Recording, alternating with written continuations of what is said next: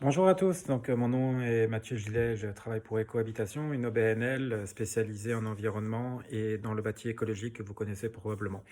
Cette petite vidéo maison tournée dans un contexte covidien. Si des enfants courent derrière moi, vous m'en excuserez, mais bon, c'est comme ça. Alors, cette petite vidéo, elle a été faite pour vous présenter une initiative de l'organisme de bassin versant, l'OBV, de Matapédia Restigouche, et de sa directrice générale, Mireille Chalifour, que certains d'entre vous connaissent fort probablement.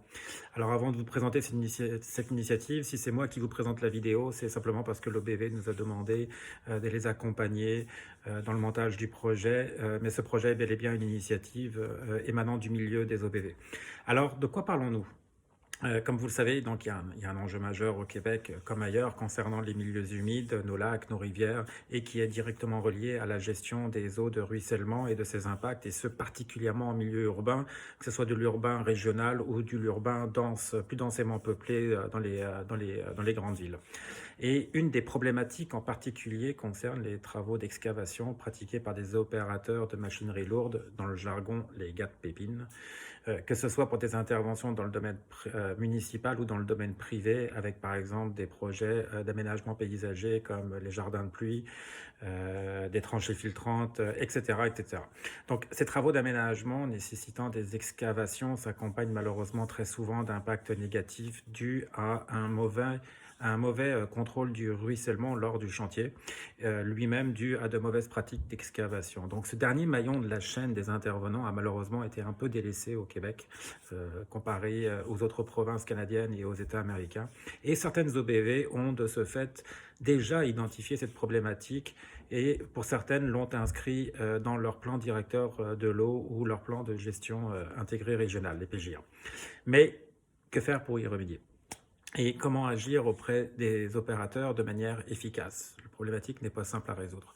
Donc, la solution proposée, elle repose sur le développement d'une formation puis d'une accréditation professionnelle qui serait renouvelable aux 3 ans, visant à renseigner et former sur les meilleures pratiques les opérateurs de machinerie lourde et les entreprises d'excavation œuvrant dans le secteur privé ou municipal. Cette formation serait donnée en ligne via une plateforme web accessible en tout temps et à tout endroit, laissant la flexibilité aux opérateurs de se former quand ils peuvent finalement. Mais le projet consiste également à intervenir auprès des municipalités qui sont des donneurs d'ouvrages et qui se doivent de montrer l'exemple. Il s'agit donc de les informer que des solutions existent et qu'elles peuvent soit former leurs opérateurs ou s'assurer de mandater des opérateurs accrédités. Mais il y a aussi un pouvoir réglementaire appartenant aux municipalités qui, de ce fait, peuvent contrôler les pratiques sur le domaine privé.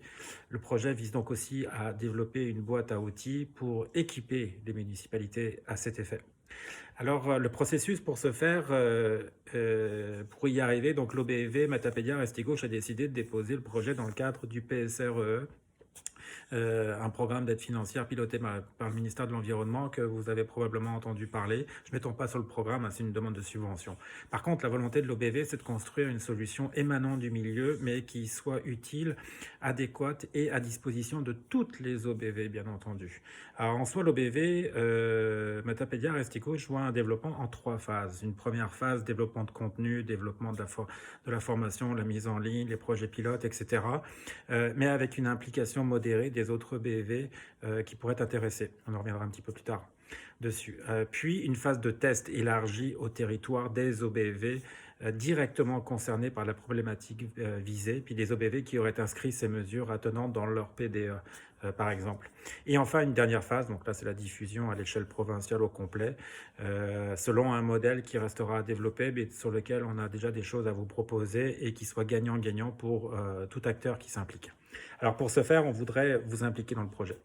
Si vous êtes une OBV, on voudrait vous intégrer à un comité de suivi pour que vous puissiez contribuer au projet avec votre expertise et étant disponible.